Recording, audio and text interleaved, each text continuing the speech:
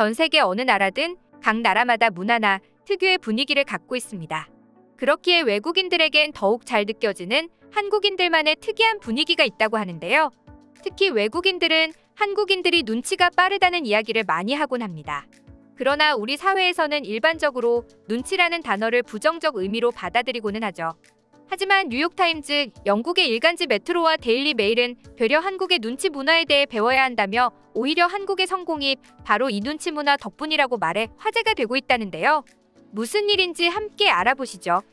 우리말 중에는 영어로 번역하기 참 난감한 표현들이 많습니다. 한국의 정도 그렇고 눈치도 그렇죠.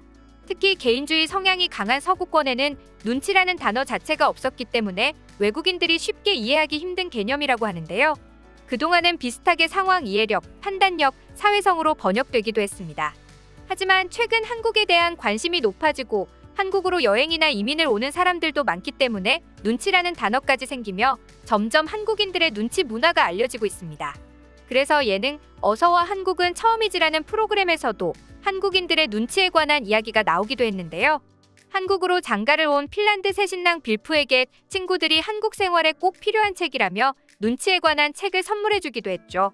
우리가 어떤 상황에서 어떻게 대처할지 묻는 질문에 눈치껏 하면 돼를 얼마나 자주 말하는지를 생각해보면 우리의 삶에 눈치가 깊게 들어와 있다는 것을 알 수 있을 텐데요. 물론 눈치에 관한 다양한 생각이 있겠지만 한국인과 밀접한 관계임에는 부정할 수 없을 것 같습니다. 그런데 그동안 한국에서는 이 눈치라는 개념이 부정적으로만 다가왔었습니다. 눈치가 빠른 사람은 속내가 다를 것 같아 왠지 모르게 피하고 싶다. 눈치를 많이 보는 사람은 개인적인 주관이 뚜렷하지 않은 사람 같다. 한국의 눈치 문화 때문에 일이 다 끝났음에도 칼퇴를 못하고 비효율적이다. 그런데 이와 달리 최근 해외에서는 한국의 눈치 문화를 한국인만이 보유한 초능력으로 생각하기도 한다는데요. 심지어 어떤 외국인은 한국인들은 사람의 마음을 읽을 수 있다며 신기해한다는 것입니다.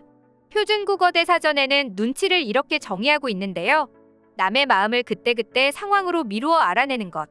그만큼 눈치는 살면서 인간관계를 유연하게 유지하기 위해 다른 사람의 생각과 느낌을 순간적으로 파악하는 기술이라는 것입니다.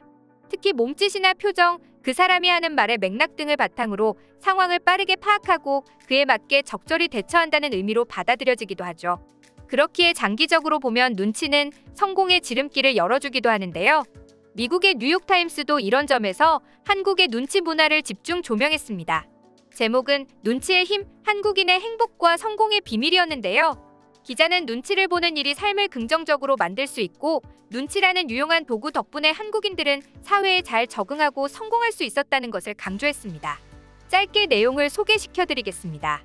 눈치는 다른 사람들이 생각하고 느끼는 것을 감지하고 적절하게 반응하는 기술입니다. 눈치는 내가 살아가면서 배운 가장 중요한 능력일 것입니다. 한국에서의 눈치는 사회생활에 반은 눈치다라는 속담이 있을 정도로 일상입니다. 눈치는 친구보다 위험을 먼저 감지하고 손님이 떠나기를 원하는 것을 제때에 감지하고 그에 맞게 대응할 수 있는 기술입니다. 그만큼 눈치는 자신이 통제할 수 있는 상황을 바꾸는 데 집중할 수 있도록 도와줍니다. 영국 데일리 메일도 이와 관련해서 눈치라는 것이 한국에만 존재하는 것이며 한국인들의 문화적 DNA에 존재하는 초능력이라고 소개했습니다. 거기에 덧붙여 상대방의 생각과 느낌을 순간적으로 간파하는 이 미묘한 기술이 바로 한국 사회에서 일과 사랑의 성공을 가늠하는 중요한 능력으로 작용한다고 말했죠. 이처럼 눈치가 빠르면 사업에서 좋은 파트너를 만날 수도 있고 고객을 대할 때 어떻게 행동해야 할지 빠릿빠릿하게 파악할 수도 있어 외국인들이 한국인들의 눈치 문화를 부러워하기도 한다는 것입니다. 그렇다면 왜 유독 한국에서 눈치 문화가 발달한 것일까요? 첫 번째로는 한국인들의 높은 지능 때문이라고 합니다. 일반적으로 지능은 IQ 말고도 공감지능, 영성지능, 공간지능, 대인관계지능, 언어지능 등이 있습니다. 그리고 최신 뇌과학에서 밝혀진 바로는 IQ보다도 감성지능을 뜻하는 EQ가 성공의 열쇠라고 하죠. 그런데 이런 EQ가 부족한 사람들은 사람의 마음을 제대로 읽지 못해 사회에서 실패한다고 합니다. 그래서 아무리 지능이나 개인 능력이 좋더라도 혼자서는 한계가 있고 다른 사람과의 협동을 이끌어내지 못하면 실패하는 것이죠. 그래서 눈치가 빠른 사람이라면 똑똑한 사람일 확률도 높은 것입니다. 그리고 한국은 어렸을 때부터 이런 능력이 잘 발달할 수 있는 환경입니다. 외국에는 하이 컨텍스트 컬처라는 말이 있습니다. 글자 그대로 고맥락 문화라는 뜻인데요. 저맥락 문화에서는 의사소통이 주로 간단한 편인 반면 고맥락 문화에서는 그 사람의 표정이나 말을 하는 맥락 모두를 파악해야 하기 때문에 더욱 많은 주의를 기울여야 합니다. 그리고 한국은 고맥락 문화이기 때문에 어렸을 적부터 자연스레 이런 능력이 습득되는 것이죠. 두 번째로는 가정학습입니다. 아마 어렸을 때부터 왜 그렇게 눈치가 없니? 라는 말을 부모님으로부터 많이들 들어보셨을 텐데요. 눈치는 한국 사회의 모든 면에 밀접한 영향을 미치기 때문에 우리나라의 부모님들은 무의식적으로 아주 어렸을 때부터 아이들에게 눈치의 중요성에 대해 가르칩니다. 예를 들어 식당이나 공공장소에서 아이가 시끄럽게 떼를 쓰는 경우 여기에 너만 있는 것이 아니고 다른 사람도 있잖니? 기다릴 줄 알아야 해라며 다른 사람을 고려하는 법을 가르치는데요. 나 말고 다른 상황을 파악하게끔 만들어주는 방법을 통해 눈치를 기를 수 있었던 것입니다. 세 번째로는 과거에는 눈치가 사회적 약자의 생존 방법이었기 때문입니다. 일반적으로 사람은 사회적 동물이기 때문에 눈치를 보는 것은 생존과 직결되는 방법입니다. 조선시대의 계급 사회를 살펴보면 상민들과 천민들은 양반의 기분을 살펴야 했죠. 양반들의 기분이 좋은지 나쁜지 항상 잘 파악하고 있어야 자신들의 생존에 유리했기 때문에 눈치 문화가 발달했다는 설이 있습니다. 세 번째로는 한국 사회는 관계에 따라 옳고 그름이 바뀌는 관계주의 사회이기 때문이라는 것입니다. 고려대 허태균 교수님에 따르면 우리 사회는 서구식 개인주의와도 다르고 일본식의 전체주의와도 다른 특성을 가지고 있다고 하는데요. 개인주의 사회는 타인의 시선에 내 말과 행동이 큰 영향을 받지 않는 사회인 반면 전체주의 혹은 집단주의는 사람을 전체의 일부분이나 기계의 부품처럼 인식하는 사회입니다. 누군가 방향을 정하면 그에 맞춰 각자의 자리에서 각자의 역할만 수행하고 그걸 당연시하는 사회를 의미하죠. 그리고 이 둘 모두와 다른 것이 바로 한국의 관계주의 사회입니다.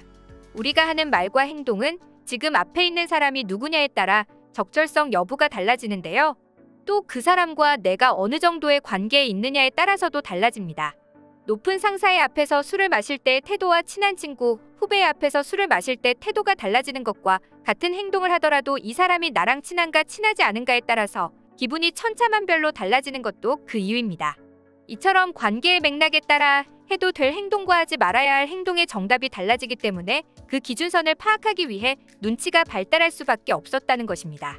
눈치 없이 살아가기 힘든 대한민국 사회에서 생존하려면 눈치가 빨라야 하는 것은 필수가 되었습니다. 물론 남의 시선을 의식하여 자신의 의사를 제대로 표현하지 못할 정도로 눈치를 보는 것은 좋지 않을 수 있죠. 하지만 한국의 눈치는 한편으로는 사회성 발달의 일환이기도 합니다. 아무리 AI가 발전한다고 한들 한국 사람의 눈치를 정확히 따라할 수 있을까요?